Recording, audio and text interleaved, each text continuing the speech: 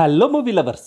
మన Telugu commercial director Gopichand Malineni డైరెక్షన్లో Hindi commercial hero Sunny Deol హీరోగా, కమర్షియల్ మూవీస్కి background music specialist Thaman music డైరెక్షన్లో Mythri movie makers, people media factory, Zee studios సంయుక్తంగా ప్రొడ్యూస్ చేసిన యాక్షన్ థ్రిల్లర్ మూవీ జాట్. ఈ మూవీ ఎలా ఉందో ఈ రివ్యూలో చూద్దాం. ఒక మారుమూల తీర ప్రాంతాన్ని రణతుంగ అనే క్రిమినల్ రాజ్యం వెళుతుంటాడు. హీరో ఆ ప్రాంతానికి వచ్చి ఆ ప్రాంత ప్రజల్ని ఎలా సేవ్ చేశాడనేదే ఈ మూవీ బేసిక్ స్టోరీ. ఇలాంటి స్టోరీతో మన తెలుగులో కోకొల్లలుగా మూవీస్ వచ్చాయి.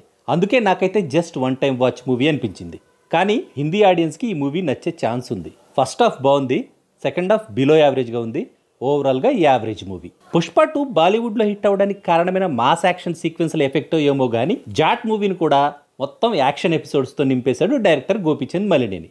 రొటీన్ కథతో, రొటీన్ టెంప్లెట్తో ఎలాంటి రిస్క్ తీసుకోకుండా ఒక కమర్షియల్ మూవీకి ఎలాంటి ఎలిమెంట్స్ కావాలో ఆ ఎలిమెంట్స్ అన్నింటినీ బ్యాలెన్స్ చేస్తూ ఆడియన్స్ని ఇంప్రెస్ చేసే ప్రయత్నం చేశాడు డైరెక్టర్. ఆ ప్రయత్నంలో యావరేజ్ మార్కులతో పాస్ అయ్యాడు కూడా. రిషి పంజాబీ సినిమాటోగ్రఫీ బాగుంది. Music director Thaman background music power ఏంటో అఖండ, డాకు మహారాజ్ లాంటి మూవీస్ వల్ల మనందరికీ తెలుసు. అలాగే ఈ మూవీకి తనిచ్చిన బ్యాక్గ్రౌండ్ మ్యూజిక్తో బాలీవుడ్కి కూడా తన మార్కును పరిచయం చేశాడు తమన్. 67 ఏళ్ల వయసులో కూడా సన్నీ డియోల్ తన క్రేజీ అండ్ వండర్ఫుల్ యాక్టింగ్తో అద్దరగొట్టాడు. మరీ ముఖ్యంగా యాక్షన్ ఎపిసోడ్స్లో తన విశ్వరూపాన్ని చూపించాడు. విలన్గా రణతుంగ క్యారెక్టర్లో రణదీప్ హూడా, అతని బ్రదర్గా వినీత్ కుమార్ సింగ్ల యాక్టింగ్ కూడా బాగుంది. సినిమా చూస్తున్నంతసేపు ఒక కమర్షియల్ తెలుగు సినిమాని చూస్తున్న ఫీలింగే వచ్చింది. సినిమా నిండా జబర్దస్త్ ఆర్టిస్టులు, బిగ్ బాస్ ఆర్టిస్టులతో పాటు చాలా మంది మన తెలుగు యాక్టర్స్ కూడా సపోర్టింగ్ క్యారెక్టర్స్ చేయడమే అలా అనిపించడానికి మెయిన్ రీజన్ అనుకుంటా.